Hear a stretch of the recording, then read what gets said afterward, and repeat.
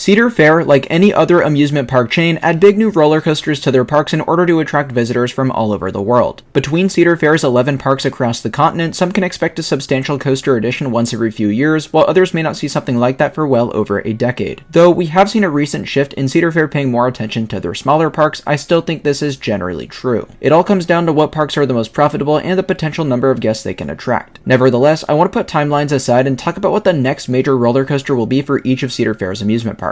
Again, this is no estimated time frame or anything like that. When I say next, it could be as soon as 2024 or as far away as 2050. For this list, I really want to be realistic with their options. If it were up to me, I'd put a Giga Coaster in every Cedar Fair park that doesn't already have one, and what the heck, let's slap an RMC in there too. What's great about Cedar Fair relative to other big amusement park operators is they aren't afraid to spend big if they know their return on investment will be worth it. They tend to have this attitude for each of their top 4 favorite parks, those being Cedar Point, Kings Island, Carowinds, and Canada's Wonderland. Knott's Berry Farm would be in that category as Cedar Fair's most profitable park, but they are very limited on space, so it isn't often they'll see anything too massive. King's Dominion is kind of their mid-tier park by attendance, which will see a major investment but only once every several years, and almost a decade between Intimidator 305 in 2010 and Twisted Timbers in 2018. Dorney Park, Worlds of Fun, Valleyfair, and Michigan's Adventure are considered their small parks by attendance. These parks can expect a new major addition on very rare occasions, however, as I've said earlier, there seems to have been a shift with Worlds of Fun getting a new coaster this year and Dorney Park potentially seeing one next year. The one park I failed to mention altogether is California's Great America, and that's for a reason. Though I would have put this park in the high mid-tier range, meaning they would be getting a huge new investment every now and then, there are unfortunately plans to close this park altogether. Therefore, it's unlikely we'll ever see a big new coaster addition ever again at California's Great America. But let's say a miracle happens and the park saved. What would they see next? Well, California's Great America was actually rumored to receive a hypercoaster by B&M before the land the park sits on was sold off. How accurate these rumors were, I'm not sure, but I want to go this direction anyways because I think it would be a perfect fit for the park. According to some, Orion at Kings Island was originally supposed to go to California's Great America, but once plans fell through, it was redirected to Kings Island. It's hard to imagine this park with a B&M Giga Coaster, and while I think the ride experience on Orion is better than just about any B&M hypercoaster, the latter would have likely been a better fit for this particular park. California's Great America really needed a graceful, airtime-packed coaster with strong capacity numbers. An Orion-like Speed Machine would have also worked here, but with so many intense coasters already in their lineup, I think a B&M Hyper would be incredible. Canada's Wonderland is Cedar Fair's only amusement park in Canada, and it's one of their most profitable properties as well. Canada's Wonderland has been seeing new major ride additions on an extremely regular basis the past decade or two, and that certainly includes big roller coasters. Currently, Canada's Wonderland's top 3 are dominated by B&M coasters. While these are some of the best rides of their kind out there, they all share one common similarity, and that's gracefulness. All of these, except for Leviathan, are really quite graceful, and even Leviathan isn't so insane aside from the sense of speed. What I think this park could use moving forward is a coaster with crazier rapid-fire elements that has a clear focus on ejector airtime. Can you see where I'm going with this? Give either of this park's 2 wooden roller coasters the RMC treatment. If I had to choose, I think Wildebeest would make the most sense because it's the less popular ride as is. Plus, Mighty Canadian Mindbuster is built around a bunch of water slides, which would make an RMC conversion extremely difficult, albeit not impossible. Still, I think the ride has more character than Wildebeest, which could be transformed into something new and exciting for Canada's Wonderland. Carowinds in Charlotte, North Carolina is a park that Cedar Fair has treated very nicely, as seen with Fury 325 in 2015 and Copperhead Strike in 2019. There are 2 sizable gaps in this park's lineup that I think they could fill before the lineup is essentially perfect. They should either get a modern wooden roller coaster like a GCI or Gravity Group next, or they should RMC their pre-existing wood coaster Hurler like King's Dominion did in 2018. Of these, I think a modern Woody is more likely to happen next for 2 reasons. One, Cedar Fair has a much stronger bond with GCI compared to RMC, and it even seems like they've started to briefly work with the Gravity Group in recent years as well. Also, Carowinds seems to really like holding onto their unpopular coasters. Why Vortex and Hurler are still around, I'll never understand, and Nighthawk too, considering it's so unreliable. Whatever option Carowinds goes with next, I think it'll be a fabulous addition to this park. Cedar Point in Sandusky, Ohio is Cedar Fair's flagship park and considered to be the roller coaster capital of the world. With 17 coasters, it's hard to find any true gaps in their lineup, so you really have to think outside the box here. Now, I am aware that the reimagined Top Thrill Dragster project counts as a new coaster addition, but ignoring that, what comes next? If I could choose, I think a record-breaking 4th dimension coaster like Edge and Ica at Fuji-Q Highland would be amazing here. But part of me wonders if it's too similar to Gatekeeper with the winged seating setup, and if it's too massive of an investment to be made making after the Top Thrill Dragster project. Maybe instead, Cedar Point goes with the tallest, fastest, and loopiest flying coaster by B&M. Cedar Point loves breaking coaster records, and especially B&M coaster records. We saw this with Raptor in 1994 as the tallest and fastest inverted coaster, Mantis in 1996 as the tallest and fastest stand-up coaster, Gatekeeper in 2013 as the tallest and fastest wing coaster, and Valraven in 2016 as the tallest and fastest dive coaster. It seems like one of the only B&M models they haven't broken records with yet is the Flyer. Could you imagine a ride similar to one of the ones in Asia at Cedar Point? If you ask me, that would easily become the best B&M in the park. Dorney Park in Allentown, Pennsylvania is a park where we're already pretty sure what they'll be getting next, and that's a B&M dive coaster. That ride should be opening in 2024, and it'll be a great fit for this park. But an even better fit in my opinion is what the park was considering prior to the dive coaster, and that's a modern wooden roller coaster. This would have been a gravity group shuttle coaster like Switchback at ZDT's, and potentially the first of its kind to take riders upside down. After the dive coaster opens, I think Dorney Park should really consider bringing back this project. As is, Dorney Park has a solid coaster lineup, but it's filled to the brim with graceful attractions, and the dive coaster won't help with that. I think something like Switchback would bring a more fast-paced and intense coaster to the park, and that could work extremely well in their lineup. King's Dominion in Doswell, Virginia is due for a giant new roller coaster very soon. We're still waiting to hear what they have planned to replace Volcano the Blast Coaster, and it's only a matter of time before they drop those plans. Now, with Volcano being such a unique and popular attraction, it only makes sense that the park would invest in a big flashy coaster to honor Volcano. While this is the park I'm least confident in my answer in, I want to say a Mock Rides multi-launch coaster could be a perfect fit in this plot of land. I think a launch coaster is the move because King's Dominion used to be considered one of the best, if not the best park for launch coasters in the world. This was back when they had Hypersonic XLC and Volcano the Blast Coaster operating alongside one another. Now all they have is Flight of Fear and Backlot Stunt Coaster, which is just kind of pathetic. Could you imagine a Copperhead Strike style ride with just the right amount of theming to fit into the new Jungle Expedition section? King's Dominion has a bright future ahead, and I can't wait to see what they come up with for a Volcano replacement. Kings Island in Mason, Ohio is a park that has also removed a big coaster somewhat recently, and that's Vortex, which closed in 2019. While I understand the decision to remove this coaster, it left a big old plot of land that the park knows they'll have to fill at some point. Though repetitive, I want to go ahead and say that a mock multi-launch coaster would be an equally good fit at Kings Island as it would at Kings Dominion. And I think this makes a lot of sense with these being sister parks. There's already certain coaster models that they share, some of which have the same name and same layout. I would think both of these coasters would have different layouts, as Cedar Fair isn't the kind of cop-out and clone just to save a little bit of cash, but I could see it either way. Kings Island tends to get a major roller coaster once every few years, so I think their time for a new one should be coming up pretty soon. Knott's Berry Farm in Buena Park, California is a really tough one. There had been rumors for a B&M Giga Coaster, which would be a heavenly addition for this park, both capacity-wise and ride experience-wise. But I genuinely don't think something like that's going to happen with all the residential spaces nearby that could generate noise complaints. We then heard that they scaled back that project to a B&M Hyper Coaster that snakes its way a completely different direction, and that to me seems a bit more realistic but still hard to believe. While it's hard to imagine something like that existing at Knott's Berry Farm, it's also hard to imagine just about anything new existing given how landlocked the park is. If I could make the choice, of course I'd choose the Giga, but a Hyper Coaster isn't a half bad fit either. Knott's Berry Farm needs a ride with outstanding capacity and a focus on airtime. A B&M Hyper, to me, would do just that, and with California's Great America no longer set to receive one, I think giving one to their other California property makes a lot of sense. Michigan's Adventure in Muskegon, Michigan is a park that could use just about anything at this point. Shivering Timbers is an incredible standout attraction, but after that, nothing in this park stands out to me. An RMC conversion of Wolverine Wildcat would be great, except it recently got Titan Track, making the possibility much more scarce. But while we're on the topic of an RMC, I think a Raptor could work really well here. It certainly wouldn't break the bank, it would give this park a second major coaster, and something that focuses on fast-paced elements, which frankly Michigan's Adventure does not have right now. Valleyfair in Shakopee, Minnesota is a great park with an even greater potential, and I think that starts with a long overdue coaster edition. While the popular choice for forever has been a B&M inverted coaster, I actually think we could find an even better fit since they already have an inverted coaster with Steel Venom. Granted, these would be very different rides, but still, what about a different B&M model? Perhaps if the dive coaster does well at Dorney Park, we could see another one come to Valleyfair. I think it fits right into their coaster lineup and has a pretty strong capacity, plus it seems like Cedar Fair is more willing to invest this much into their smaller parks these days. I don't think this would be a particularly expensive dive coaster, but it would still be pushing it for Valleyfair. Nevertheless, I'd love to see a dive coaster come to this park, as it would give me and everyone else a good excuse to come back. Last but certainly not least is Worlds of Fun in Kansas City, Missouri, which is a park that hadn't received the new major roller coaster since Prowler in 2009 until this year. In 2023, the park celebrates their 50th anniversary with Zambezi Zinger, yet another GCI. While this certainly wouldn't have been my first choice for a coaster at Worlds of Fun, the ride looks like a ton of fun and will certainly draw in the crowds. Moving forward, and even before Zambezi Zinger, I would have said what this park really needs is a launch coaster. It's kind of surprising that none of this park's 8 coasters feature even a single launch. While just about any manufactured could work, I'm gonna go out on a limb and say a Vekoma launch coaster should be added to Worlds of Fun. Could you imagine one of those Shockwave or Firestorm coasters come to Worlds of Fun? It would be incredible. Anyways, with that being said, I now conclude my video predicting the next major roller coaster at every Cedar Fair park. Let me know if you agree with my picks in the comments and what you'd like to see at Cedar Fair Park moving forward. If you enjoyed this video, help us out by giving it a like and subscribing to Coaster Dash for more content like this in the future. Thank you all so much for watching, and I'll see you all in the next one.